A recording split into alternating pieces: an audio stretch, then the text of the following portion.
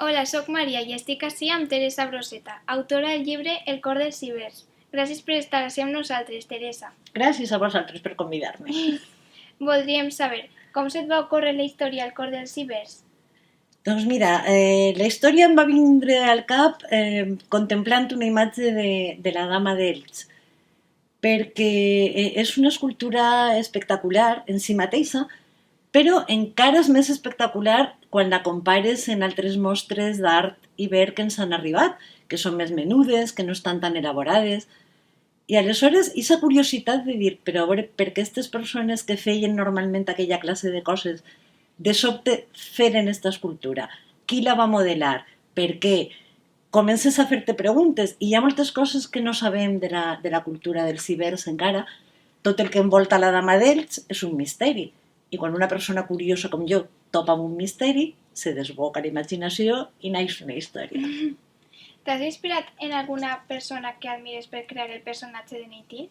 En una en concret no, però d'alguna manera Neytiri recull l'essència de moltes dones valentes i fortes que jo he conegut en la vida, que són dones que no han fet descobriments revolucionaris ni proeses increïbles, que no hicen en els llibres, però que s'han enfrontat a circumstàncies molt difícils en la seva vida i el que per a mi és molt important, ho han fet sense perdre el somriure i sense endurir el cor.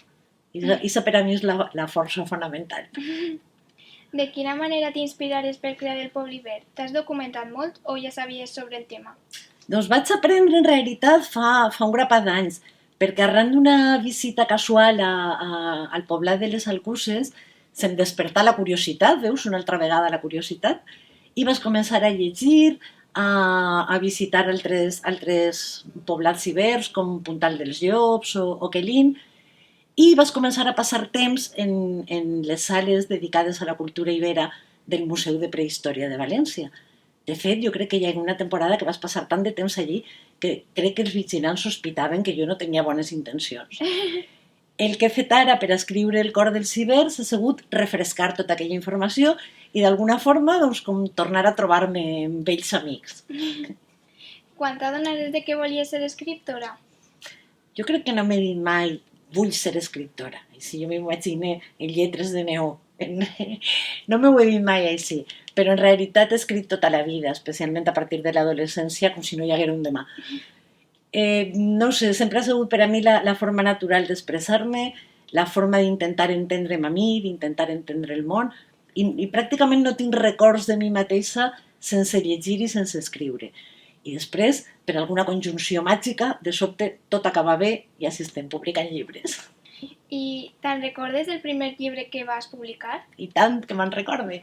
Es diu La botiga del Carme, encara està viu i ben viu, el publicà a Edicions del Bullent, i vaig a d'allà han passat 20 anys i un bon grapat de publicacions, però el primer llibre és com el primer amor i no s'oblida fàcilment.